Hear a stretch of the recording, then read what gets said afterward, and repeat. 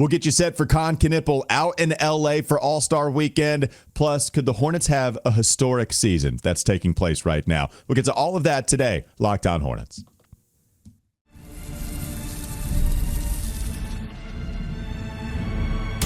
You are Locked On Hornets, your daily Charlotte Hornets podcast. Part of the Locked On Podcast Network, your team every day. In a minute, cuz we live.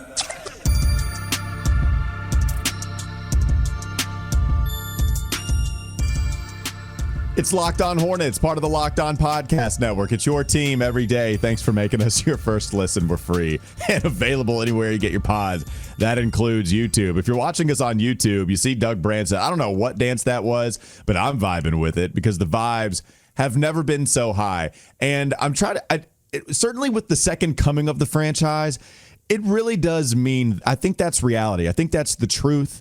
I don't think that's an exaggeration. I don't think the vibes with this iteration of the franchise have ever been this high going into All-Star Weekend.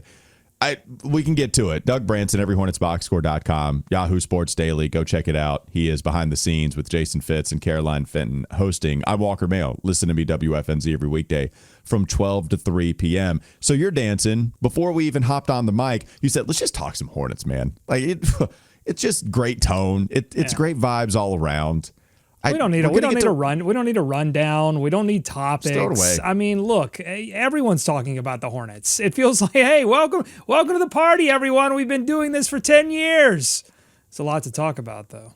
I don't even drive here. What I do is I just float on a blanket of magical feelings, and then I'm placed gently in this chair before we start talking Hornets here on Locked On Hornets. And a lot of it has to do with Kon, who is just an absolute banger home run of a pick at 4th overall in what is a deep draft class, which I think is always important to note. This is not just, oh, thank God we were stuck with Kon. No, we're not stuck with Kon, or it's not. We didn't get lucky. We didn't fall backwards into Kon with a rough draft class. You could point to Trey Johnson and VJ Edgecombe, and they could play for your team, and you could feel really good about that, except none of them have 3 Eastern Conference Rookie of the Month awards in such a deep draft class like Kon does. If you're seeing the picture on YouTube, there is the picture that was taken last night alongside his mom and the man that picked him, President of Basketball Ops, Jeff Peterson, holding the basketball that represents an Eastern Conference Rookie of the Month award, but really also getting to 1,000 points as Money fast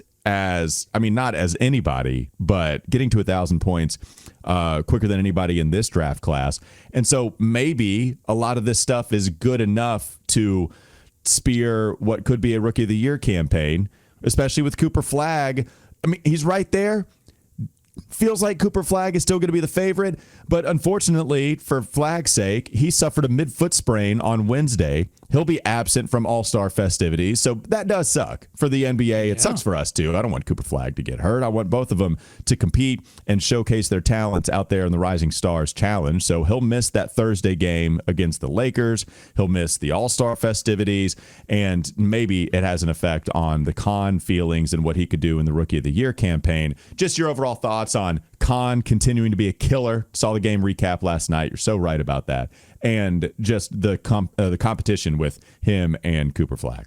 I'm back and forth on this, honestly. My brain goes back and forth. In one moment, I'm like, nah, listen, he could go out and he could win the three-point contest. He could be the MVP of, I don't even know if they give the MVP for the Rising Stars Challenge, but if they do and he wins it, he could do that. He could win the Shooting Stars. He could win all 3. And it wouldn't make one single bit of difference when it gets down to voters voting on Rookie of the Year. If Cooper Flagg comes back in the post All-Star break and continues to put up 30 to 35 points a game like he was doing pre-foot sprain, if he keeps scoring like he's scoring and impacting the Mavericks on both an individual and a team level like he's doing, it's going to be very difficult for Kon, who is having a massive impact on the Hornets, but it's spread out. It's spread between LaMelo. It's spread between Miles when he gets back.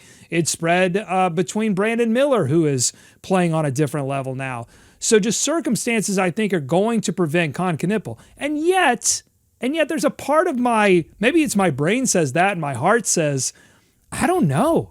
Narratives mean a lot to voters. Moments mean a lot to voters. And if if it is a little bit closer in this post-All-Star break, and he does have some of those accolades, and he is the story coming out of LA, I don't know. Maybe it does edge, just because I think it's going to be a close vote. I don't think Cooper is going to run away with this thing. And if we're talking about margins, I think, multiple All-Star trophies could impact things. It could, especially, the 3-point shooting contest. I've talked about the actual statistical award that you would receive being a part of the 50, 40, 90 club, which he's trickling down just a tiny, tiny bit, but it's 48.4% from the field. That's the only mark that he's not hitting right now. He's shooting 43.1% from three. He's shooting 90.2% from the free throw line. Again, 48.4% from the field. We have 27 games left to go. It's going to be tight. God, it's going to be close. We need to see him hit more 2-point shots, I think, to get up to that 50% mark, but that would be huge. So with Cooper Flagg, he's been awesome. It's not like it's going to be him not having deserved it if he wins Rookie of the Year. But here's what you'll be doing if the scenario that we're dreaming about actually happens. You will have taken a Rookie of the Year award away from somebody that looks like they're going to be playing in the postseason, and Kon Knueppel is a big part, a monster part as to why they're going to be playing in the postseason. Reaching the 50, 40, 90 club, if that happens. Winning the 3-point shooting title, if that possibly happens, while also averaging 20 points per game. So all of those things, that guy doesn't win Rookie of the Year. I'll just tell you, God, would it be the most decorated rookie ever to not take away Rookie of the Year? Carmelo Anthony is probably that name right now in terms of who deserved it the most that ended up not getting it. I'm sure there's some other ones, right? Carmelo just comes to mind first. Kon is immediately in that space if he doesn't get it and he achieves all those things. Yeah, and I think memory is a big deal. And if Dallas, they're not going to be relevant in the playoff conversation. Charlotte will be. A lot of people are talking about Charlotte, and if they continue this run, they'll continue to talk about Charlotte. And I just want to pull up the participants in the 3-point contest. I mean, look who he's going up against. Devin Booker, Devin Schnooker, at which he loves doing things in these kinds of contests that actually don't matter to winning basketball games. He loves doing stuff like that. Damian Lillard coming back. Just like the Dame night rises, coming out of not playing a game and going to come in here and try and not defend his title, but he's won this thing twice before. Tyrese Maxey, Donovan Mitchell, Jamal Murray, Bobby Portis, Norman Powell. This is not the dunk contest. This is as star-studded as it gets for an auxiliary event. And if Kon wins this thing, I just think this is going to sit at the back of the minds of voters, and they just do what you said there. Look, maybe Cooper has the stats, but Kon is going to have the moments, and he's going to have the playoff team, and I think that could put him over the edge. Now, look, if Cooper, as I said before, I think if Cooper continues to consistently go out there and put up, 35-5, it makes the argument a lot tougher. But Kon with a big All-Star weekend, I'm going to say, it puts him right back on the dance floor. Yeah, 1,000%. So the real question is, will he have the best performance in Hornets history when it comes to the Rising Stars Challenge? It's actually a high bar. Oh, wow. And the name that put the bar so high will surprise the hell out of you unless you're a sicko and you remember. We'll talk about it. Coming up next on the Locked On Hornets podcast. I don't even know. What a tease. Yeah, you don't. I just came up with it. I better not be Frank. I just stumbled into this contest. I didn't realize that this was something that we were going to get to, but we have to get to it. So we'll get to that. Who does Kon need to pass to have the best Rising Stars Challenge performance in Hornets history? We'll tell you on the other side here on Locked On Hornets. This episode is brought to you by TurboTax. Tax season doesn't have to take over your life. This year, TurboTax is making it easier than ever to just hand things off and move on with your day. With TurboTax Full Service, you can have your taxes done for you by a trusted local expert start to finish without the stress or guesswork. Instead of spending hours trying to figure out your forms, you can meet with a local TurboTax expert in person or connect online, and they handle everything from W-2s to self-employed forms, and they work to get you every deduction deduction. You can upload your documents, go about your day, and get updates right in the TurboTax app. It's a huge time saver and gives real peace of mind knowing an expert is handling it all for you. For a limited time, you can have your taxes done by a local TurboTax expert for just $150, all in. And if a TurboTax expert didn't file for you last year, just file by February 28th. Take taxes off your plate and get back to your life. Visit turbotax.com/local to book your appointment today. More Locked On Hornets ahead. I can't believe we didn't talk about this before, but it has to be mentioned because as we were discussing Kon going out there in the Rising Stars Challenge, I thought, well, man, are they just going to let him chuck it from deep constantly? How many threes could be on the line for Kon? And then it got me thinking, oh, God. He might not be able to even pass the most amount of threes hit in a Rising Stars Challenge record in franchise history because, you guessed it, Doug, that record belongs to Frank Kaminsky. The tank. Oh, Frank my God, the tank. That's right. In 2017, he had a relatively pedestrian first half. I mean, he was fine. 10 points, 4 of 8 shooting from the field. He was 2 of 6 from beyond the arc, but that was just the first half. Remember, in the second half of the 2017 Rising Stars Challenge, he went 7 of 7 from deep. He hit 9 threes in this game. He just caught fire. He scored 31 points. He almost won MVP. It was Jamal Murray that actually won Rising Stars MVP because he scored 36 points. But I can't believe that Kon could go out there, hit 8 threes, and not have the franchise record for most threes in a Rising Stars Challenge. I can't believe that's the bar. It almost makes me question whether I want him to achieve something so notable because Frank did it. And, well, I mean, look, let's just say he didn't have the rookie year that Kon Knueppel did. For the listeners, I pulled the Frank Kaminsky bobblehead Stormtrooper edition, which, by the way, I'm sure we talked about it at the time, is like the most disrespectful thing that you can put on a shooting big because Stormtroopers can't shoot. It's so true. What were they thinking? They are notoriously the worst shooters in villain history. Who shoots worse than a Stormtrooper? Nobody does. He wasn't shooting like a Stormtrooper in that Rising Stars Challenge, though. No. I can tell you that. That bobblehead. The only thing that rivals that bobblehead is Dwayne Bacon actually being a piece of bacon. I don't have that one. Yeah, I think I do somewhere. No, give it to me.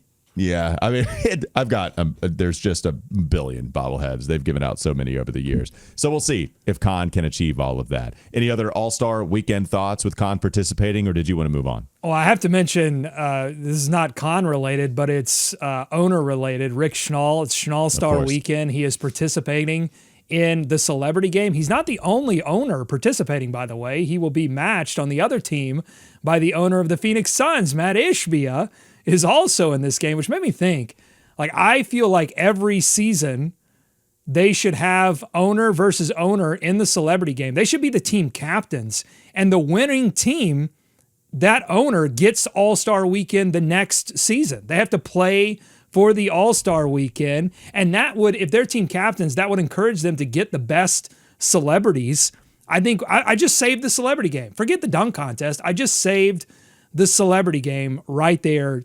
Congratulations, Adam Silver. You now have the idea, but he'll have to, if Schnall wants to play well in the celebrity game, he's going to have to get through White Chocolate. Jason Williams, who on a podcast took some offense to what Rick Schnall said about his age. And it sounds like Jason Williams, he took that personally. He's going to take that into this game and try to bust his bleep. I didn't know that we had beef on our hands in the Celebrity All-Star game. And I got to tell you, Doug, I couldn't care less about this thing. Not the Celebrity All-Star. Usually. Now I do now. Typically speaking, I just don't give a damn about the Celebrity All-Star game. We're at a point now where we don't even really have celebrities that I would deem actual celebrities. But now, yeah, you got to tune in because I can't believe it. We actually have some beef between Jason Williams, White Chocolate, that is, and Charlotte Hornets owner Rick Schnall. Here's what he said on the Hoopin' and Hollerin' podcast. He said this, quote, "Rick Schnall was talking to my friend Eric Church. Got my eyes on you, Eric.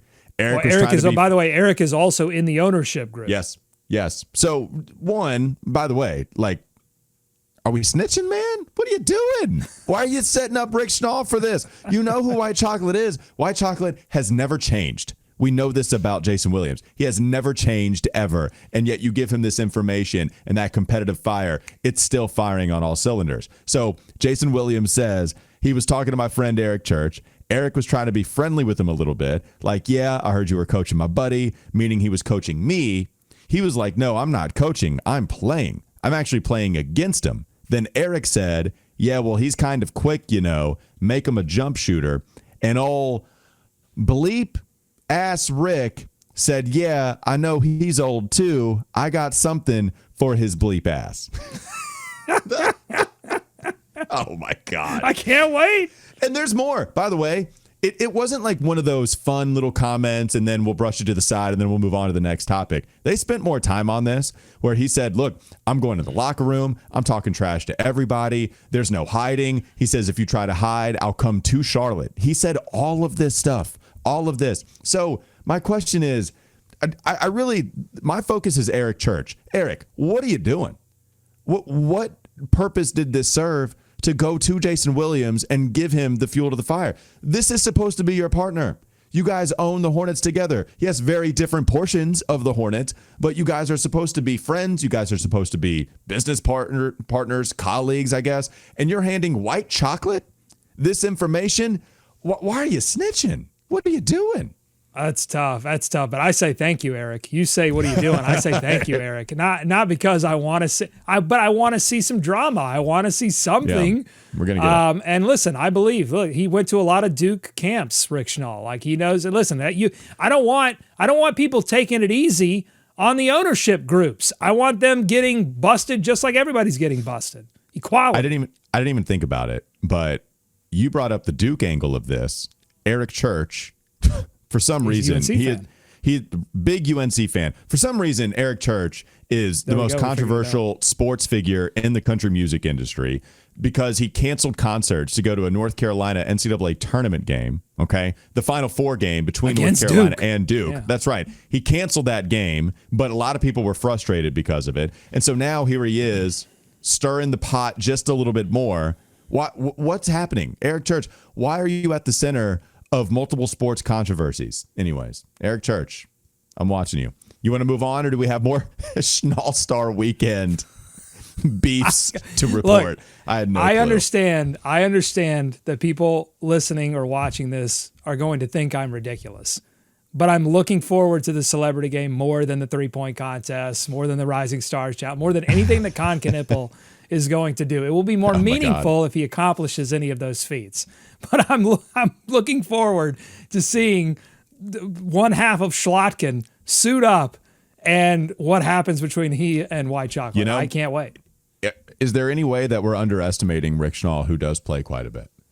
Is there any way that somehow all of that bravado from Jason Williams, which I'm not telling you that I would be willing to test it, my ankles would get snapped in half as soon as he crossed it over from his right to left or vice versa. But maybe Rick Schnall has played well enough, seemingly in good enough shape, to where maybe he surprises you. Maybe he just cookies Jason Williams and takes it as soon as he crosses him over. I'm just saying, if that happens, there is a shot here where some people run because of fear. Maybe he seeks this opportunity. Maybe that's the way that we can spin zone this. And if that happens, if Rick Schnall takes White Chocolate's cookies, oh my God! I want to see some Schnall floor slaps. I want look if he's Duke all the way. I want to see him slapping the floor. Yeah, come get me. Come at me, White Chocolate. All right, coming up next on the Locked On Hornets podcast. Bees everywhere! We got to talk about the Hornets in the standings. I'll give some of my thoughts on last night's win over the Hawks. It was such a big one. I wanted to give rapid-fire observations. Just not enough time on the FanDuel broadcast last night. Wanted to go back and forth with Doug. So we'll finish up the pod coming up next. LOH.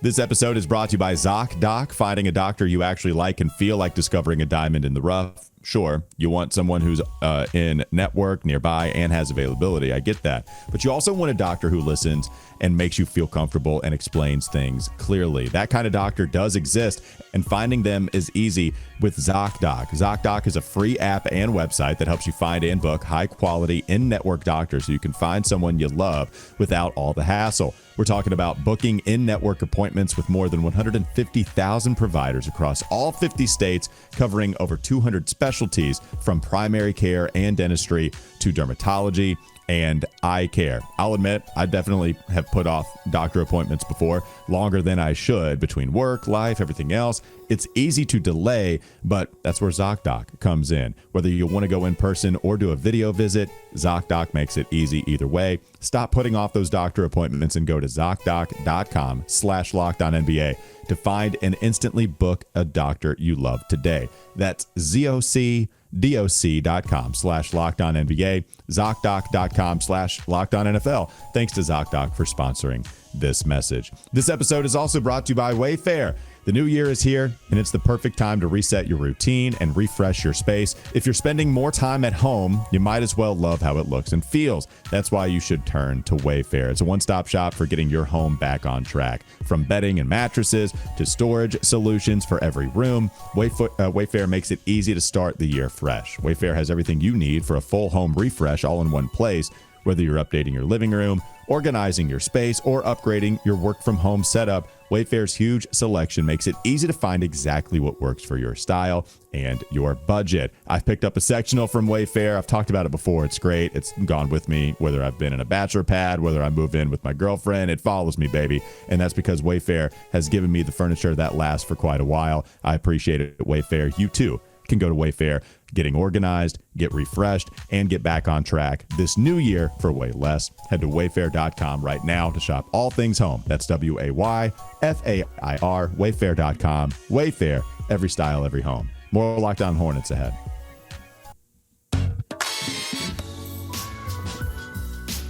They flip-flopped. Hornets are now in the 9 seed. Monster win over the Hawks last night.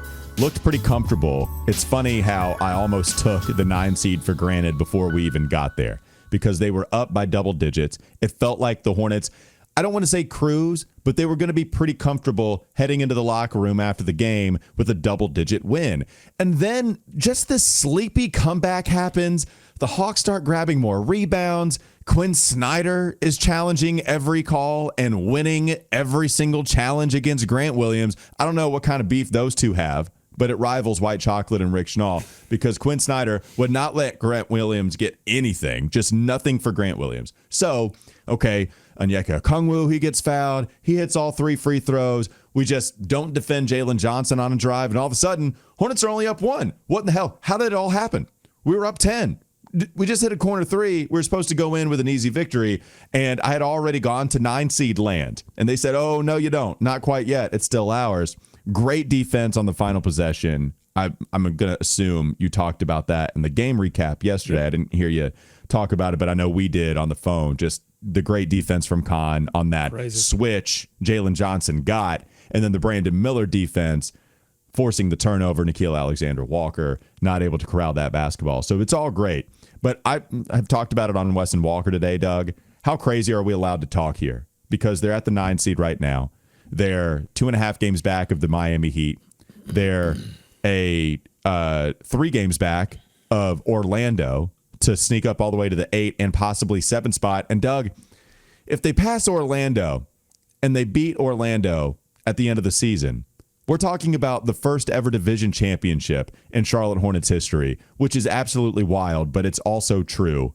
How crazy can we talk about where the Hornets are in the standings? I think we can talk as crazy as they're playing. I mean, right now, just for the whole season, you have to remember how poorly they played early in the season, and they were losing a lot of consecutive games because there were injuries, because there were a lot of players that weren't ready to play, playing for them.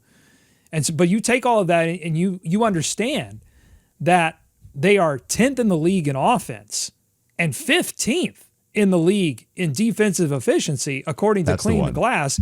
And in that's insane. That is insane. Yeah. And they are routinely holding opponents to under 100 points in this era of pace and scoring. It's crazy what they're accomplishing, and it's not just game to game. It's in the middle of games where you have Charles Lee and LaMelo talking about him getting challenged in the middle of this game to play better and coming out and playing better defense in the second half against Atlanta. You have Kon playing well above any expectation I had for him defensively. I thought he would have to grow defensively, and certainly he will continue to get better there, but he can already be trusted in those clutch moments to be a good defender. Brandon constantly disrupting passing lanes. Grant Williams and Josh Green, I mean, you cannot undersell their additions to this roster and how it completely and fundamentally changed their ability to play defense game to game. It's incredible what they're doing. And yeah, so I think you can get as crazy as they've decided to play. They have a real chance at a historical season because they could get to the 6th spot. I didn't mention Philadelphia right there at 6, but the Hornets, they're 5 games back of them right now. They're 15.5 games back of the first place spot, which of course they won't get. Philadelphia, 10.5. So I think it's possible for the Hornets to do it. I think that's about where you're going to see Charlotte max out. I can't see them getting all the way to the 5 seed where Toronto resides right now. They're 32-23. The Hornets are 26-29. There's less than 30 games left, but we can live in a world where avoiding the play-in altogether, that does exist. We've seen lots of crazier things happen. If Philadelphia loses 4 in a row, Hornets go on another 4-game winning streak. Like, yeah, I'm painting an optimistic picture, not a perfect one though. It's not like that's the craziest thing in the world that's ever happened. And then the Hornets have to ride it on out to continue to pass Philly with a great Joel Embiid and those 2 guards and VJ and Tyrese Maxey. But I mean, we're even jumping ahead of our skis a little bit. I actually kind of expect them to be a 7 or 8 seed. I'm getting greedy, Doug. I'm getting greedy with all this crazy talk in postseason land. Well, listen, if they come out of the break and they win 2 of those 3 games, they play the Rockets, who they've already beaten recently, the Cavaliers, that's going to be an extremely tough test. They're looking great since the James Harden swap. And the Wizards, who they've now proven that they can beat at all, and now they're beating them consistently.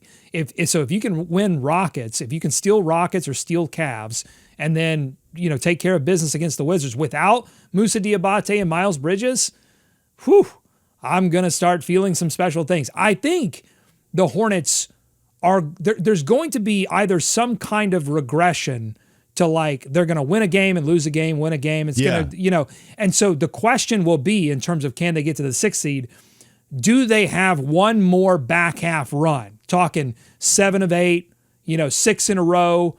Yeah, I don't think they're going to win 9 or 10 in a row again, but do they have one of those runs left in them towards the end of the season? You would have to, I think, lean towards yes, particularly because of the age of this group. If it starts, if they stay healthy, I think they have one more because they're not going to be facing the same fatigue, load management factors that some of these older teams. And you have to imagine that some of the teams that they're going to play late in the schedule will be doing that. There is an unseriousness that starts to set in with March basketball that the Hornets can absolutely take advantage of because the reason they are where they are right now, there's one simple reason. It's that every single player on this team decided, I'm going to try my hardest this year. And it sounds like grade school to me, but it's true because in this age where like 10 to 12 teams are going to start tanking, all you have to do is try really hard. And so I think that can propel them, but it's breaks too, right? There are going to be some close games like that game against the Hawks. That came down to a Brandon Miller transition defense opportunity and Jalen Johnson missing that 3. Some of these things are going to come down to breaks. But yeah, I mean, they're well positioned to do it.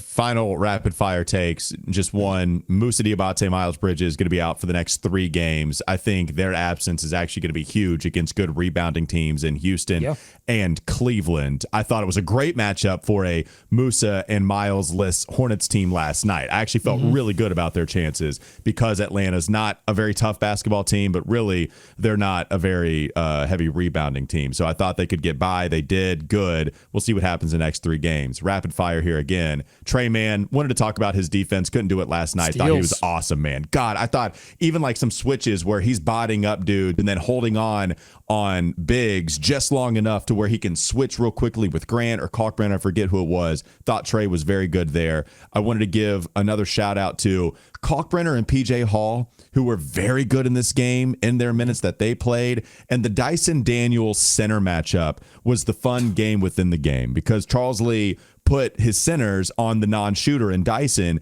And so they tried to take advantage of that with Dyson's speed and transition and Dyson just making up that ground, attacking full speed ahead. And it worked. There was also some turnovers every once in a while, even if Dyson missed the three-pointers. Eric Collins took note of that. He didn't miss very many in the paint. He didn't miss very many in the paint, but that's if he got a shot up at all. So I thought the Dyson Daniels center battle was the fun battle within the overall grand scheme of things. And I thought like that was an interesting two smart coaches going at it with their advantages/disadvantages. This has been a wrinkle all season in the Hornets defense. They are fine with the Dyson Daniels of the world hitting 7 of 10 from the paint. They're going to be fine. You know why?